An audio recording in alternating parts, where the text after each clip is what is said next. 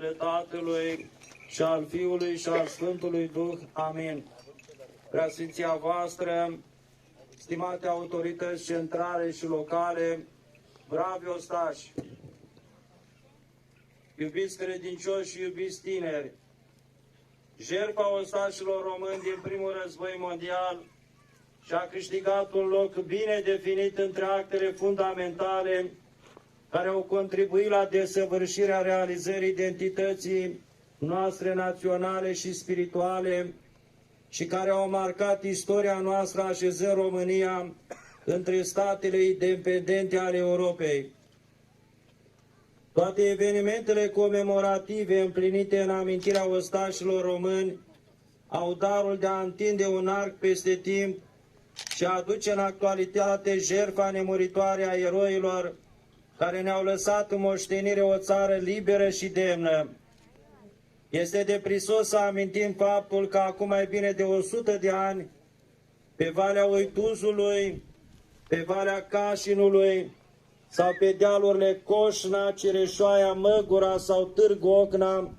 soldații români au scris istoria demnității naționale cu sângele lor, câștigând libertatea unui neam îngenunchiat când nimeni nu mai spera acest lucru.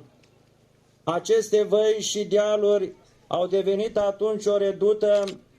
iar munții o catedrală naturală care a apărat pământul sfânt al României,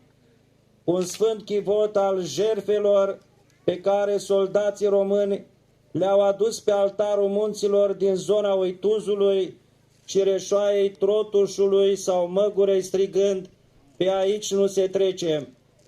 Iată că a venit vremea să spunem împreună: pe aici se trece liber. Este o bucurie și o binecuvântare să ne întâlnim al 4-lea an consecutiv în acest loc binecuvântat de ierarhii noștri și totodată să punem alături de lacrima noastră umăr de simțire românească. În fața unui astfel de monument îngenunchem și înălțăm o rugăciune în încercarea de a ne regăsi pe noi înșine, de a ne regăsi eroii noștri care fac parte integrată a personalității neamului nostru, de a recupera istoria și răscumpăra timpul, de a spune celor care și-au găsit liniștea în pământul împărăției cerurilor că nu l-au uitat, că le suntem recunoscători și că vom lupta pentru păstrarea patrimoniului material și spiritual lăsat moștenire de ei. În sensul acesta, mulțumim armatei române care și de data aceasta ne-au arătat prin prezența lor faptul că sunt alături de biserică și împreună facem în așa fel încât inima românului să bată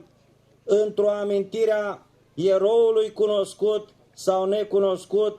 înscriind în sufletele noastre cu litere de neuitare dragostea pentru neam și pentru poporul binecuvântat de Dumnezeu. Hristos Dumnezeu să primească rugăciunea pe care astăzi am înălțat-o pentru eroii neamului, într-un miros de bună mireasmă duhovnicească, și să ocrotească România și pe români, păstrându-i în unitate de neam și de credință. Semnează Ioachim, arhiepiscopul Romanului și Bacăului.